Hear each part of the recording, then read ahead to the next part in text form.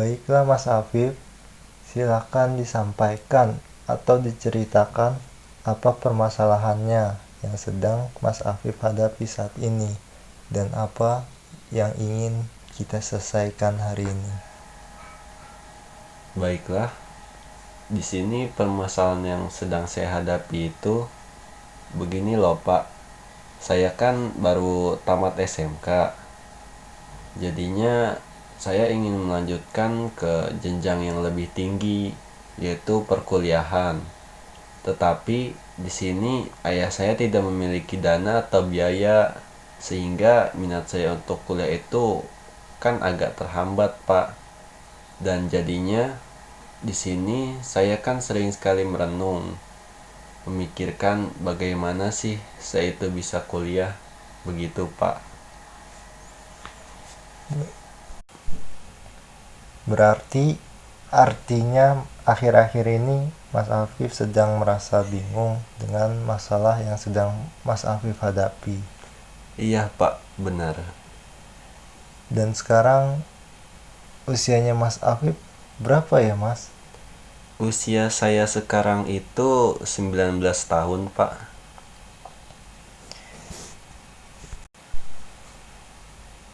Di usia 19 tahun ini Mas Afif sudah tamat SMK dan ingin berkarir seperti apa yang Mas Afif inginkan di lingkungan perkuliahan, tetapi terhambat oleh biaya. Iya, Pak, betul. Bagaimana Mas Afif? Apakah Mas Afif sering melakukan diskusi bersama keluarganya? Contohnya dengan ayah Mas Afif, dan apa solusi yang diberikan ayahnya Mas Afif? Kalau masalah berdiskusi bareng bersama orang tua itu, saya sering sekali, Pak, berdiskusi kepada ayah atau ibu saya dan kakak saya. Tetapi disinilah permasalahannya, Pak. Yang dikatakan oleh saya yaitu masalah ekonomi atau masalah dana ini, Pak. Ayah saya itu bukannya dia ingin menyuruh saya untuk tidak melanjutkan ke perkuliahan, tetapi di sini kata ayah, kalau untuk menguliahkan kamu, saya belum mempunyai biaya. Jadi di sini saya terus berpikir, bagaimana sih saya bisa melanjutkan kuliah tanpa harus membebani orang tua dan keluarga saya, Pak. Apa yang sering Mas Afif rasakan ketika orang tua Mas Afif berbicara seperti yang Mas Afif bicarakan atau sampaikan tadi? Pastinya kita sebagai anak saat mendengar orang tua kita sedang tidak memiliki biaya untuk kuliah, kita pasti sedih, Pak. Tetapi di sini kita kan sebagai anak tidak boleh memaksa kepada orang tua ya. Kita kan harus mengerti dengan keadaan ekonomi orang tua. Maka oleh sebab itu, bagaimana sih kalaupun misalnya orang tua saya tidak memiliki biaya, tetapi impian saya berkuliah itu tidak boleh putus, Pak. Saya harus bekerja lebih keras mencari beasiswa supaya saya bisa berkuliah. Harus mencari peluang seperti bekerja sambil kuliah, dan di situ saya memutar otak saya. Bagaimana saya bisa bekerja sambil kuliah tanpa membebani orang tua saya, Pak? Dan apa yang saya impikan seperti cita-cita saya itu bisa tercapai semua, Pak. Baik, ya di sini saya sangat mengapresiasi terhadap Mas Afif yang begitu besar niat berjuang agar bisa berkuliah.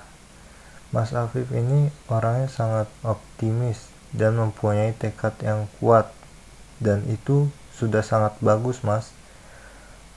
Apakah selama ini Mas Afif tahu kalau keluarga atau orang tua Mas Afif sudah sangat berusaha, seperti contohnya Iya nak, kamu kuliah saja, kalau biaya kuliah nanti ayah carikan. Atau ayahnya Mas Afif mencari dana kepada orang terdekat seperti itu. Kalau masalah pinjam meminjam, sering sekali orang tua lakukan demi keluarga, dan contohnya seperti saat saya SMK dulu, saya ingin membayar SPP, tapi kan tidak ada biaya, jadi harus meminjam kepada tetangga. Jadi di sini yang jadi masalah ketika saya melihat waktu SMK saja saya sudah membebani orang tua selama saya bersekolah, dan di sini pada saat saya mau berkuliah, saya berpikir tidak mungkin saya tega membebani orang tua saya lagi, menambah beban pikiran orang tua lagi. Dan di sini saya mencari cara alternatif bagaimana saya bisa meringankan beban orang tua dan bukan malah menambah beban orang tua saya, Pak. Apakah pernah terpikir oleh Mas Afif? Seperti contohnya, saya ingin bekerja saja, atau saya ingin membantu keluarga saya saja, tanpa harus melanjutkan tekad Mas Afif ke jenjang perkuliahan. Apakah pernah terlintas pikiran seperti itu pada diri Mas Afif?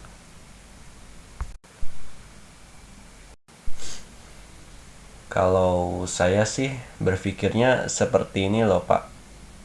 Bagaimana sih saya bisa berkuliah sambil bekerja, dan bukan hanya sekedar bekerja saja. Karena di sini menurut saya kalau kita hanya bekerja saja, Pak, itu kan memang kewajiban ya, Pak. Tetapi kan menurut saya kalau kita bekerja sambil kuliah itu lebih efektif, karena kita itu bisa menabung di masa sekarang dan di masa yang akan datang nanti. Kalau misalkan kita kuliah, pasti kan akan lebih baik lagi, Pak. Dan menurut pandangan saya, di dunia ini memang banyak orang yang tidak kuliah sukses. Tetapi kan kalau kuliah lebih baik lagi ya, Pak, pastinya. Dan lebih mempunyai ilmu dan wawasan. Jadi dari cerminan-cerminan tersebut, saya ingin sekali bagaimana caranya saya bisa berkuliah sambil bekerja. Jadinya tidak ada yang ditinggalkan, Pak. Dan keduanya bisa saya jalankan tanpa terlewat salah satunya, begitu, Pak. Apa sih yang membuat Mas Afif ini sangat termotivasi untuk berkuliah? Atau Mas Afif pernah melihat atau bagaimana?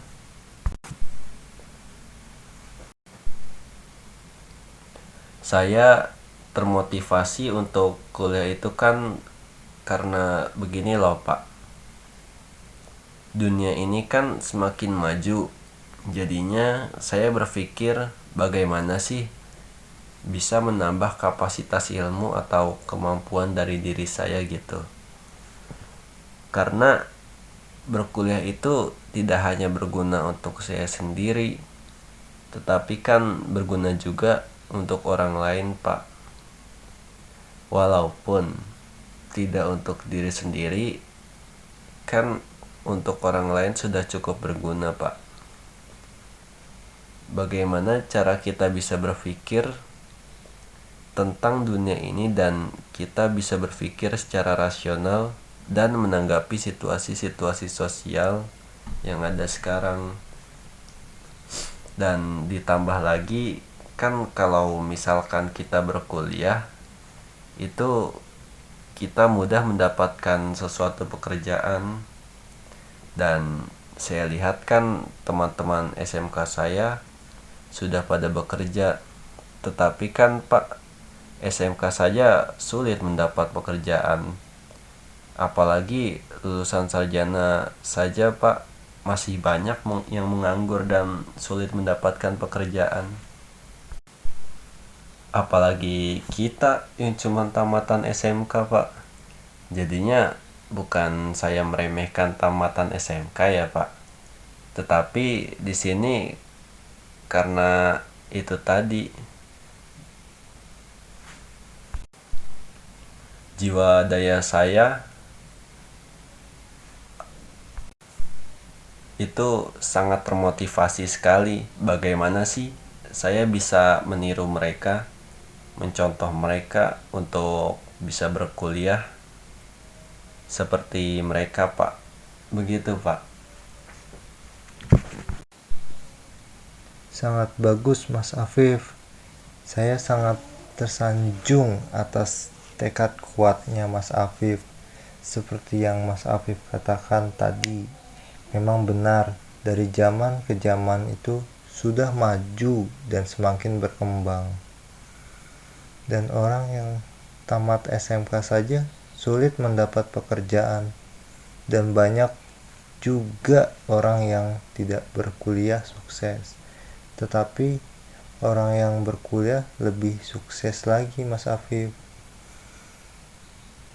Apakah Mas Afif pernah mencari-cari informasi dan menanyakan kepada orang yang lebih berpengalaman bagaimana caranya berkuliah, bagaimana pengalaman mereka berkuliah sambil bekerja, dan bagaimana membagi waktunya seperti itu? Apakah Mas Afif pernah menanyakan itu? Di sini saya sering kali bertanya kepada teman-teman saya yang sudah melanjutkan perguruan tinggi, dan saya bertanya apakah ada beasiswa berkuliah dari pemerintah atau instansi-instansi yang kalian, atau bagaimana sih mengatur bekerja sambil kuliah ini agar bisa kedua-duanya bisa berjalan, dan itu di universitas apa? Kalau misalkan ada, dan saya sering menanyakan itu Pak.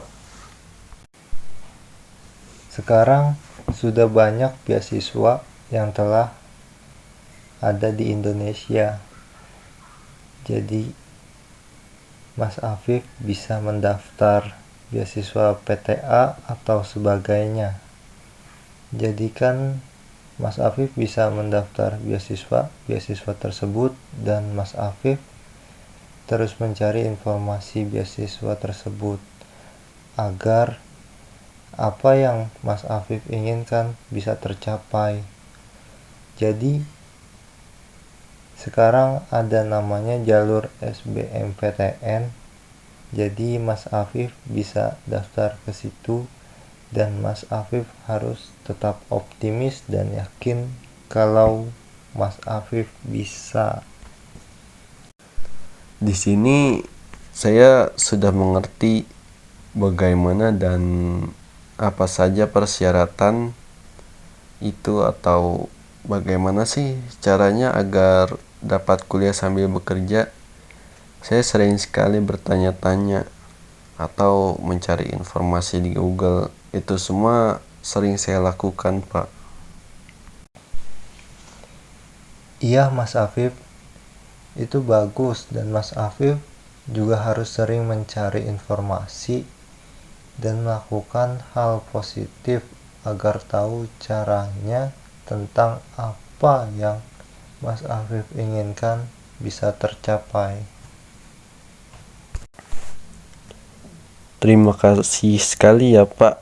Saya merasa sangat terbantu. Di sini kan paling saya hanya bertanya teman-teman saya saja, dan terima kasih Bapak sudah membantu saya untuk mendapatkan solusinya. Sama-sama Mas Afif. Baik, nanti saya coba hubungi teman saya karena dulu dia hampir sama kasusnya dengan Mas Afif, dan mungkin nanti Mas Afif bisa lebih bebas bertanya dengannya. Baik Pak, terima kasih. Baik Mas Afif, jadi bisa saya simpulkan akhir-akhir ini Mas Afif bingung dan sedih karena Mas Afif bingung antara kerja dan berkuliah karena faktor ekonomi keluarga Mas Afif. Iya Pak, betul sekali. Terima kasih Mas Afif sudah mau datang ke sini untuk berkonsul. Iya Pak, terima kasih juga karena Bapak sudah membantu saya menyelesaikan permasalahan yang saya alami. Dan semoga kedepannya masalah yang saya alami tidak mengganggu saya lagi.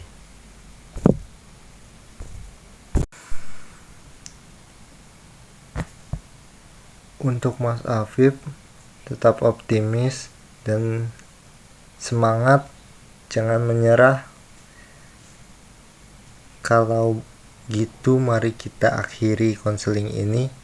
Terima kasih dan wassalamualaikum warahmatullahi wabarakatuh. Waalaikumsalam warahmatullahi wabarakatuh. Kalau begitu saya permisi dulu ya Pak. Mari Pak. Baik Mas Afif, silahkan.